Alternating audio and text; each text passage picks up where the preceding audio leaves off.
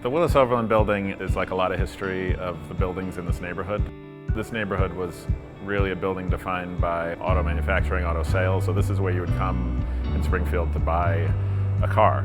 The Overland Lofts building was originally built started in 1915, completed in 1917, and it was a showroom for the Overland Willys company.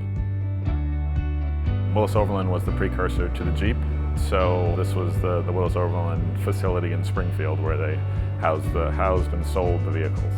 The building at the time was one of the nicest buildings in Western Massachusetts, and that was one of the reasons it qualified for a historic designation. The big point in time for this building in recent years was the gas blast, and that happened in 2012, the day after Thanksgiving. And what happened from there was a planning process that we were engaged in that ultimately led to organizations like the Springfield Preservation Trust that noted the history of this building, that wanted to preserve it, and most importantly, the Springfield Historical Commission in 2015 designated this a local historic district, a single building local historic district.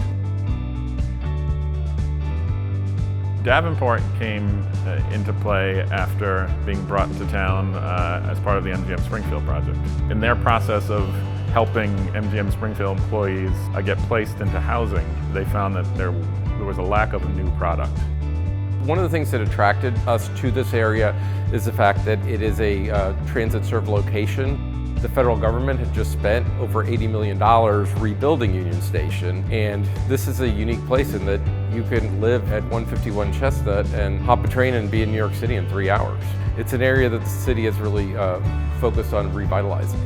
I think the great thing about Davenport is they took the time to understand residents, they did focus groups to see what people wanted in this building, and really I think a real interest in the history of the building, and that's what Davenport is making this project very special by spending time understanding who will live here, who wants to live here, what this neighborhood is, and what this building is, and I think it's all paying off in the end.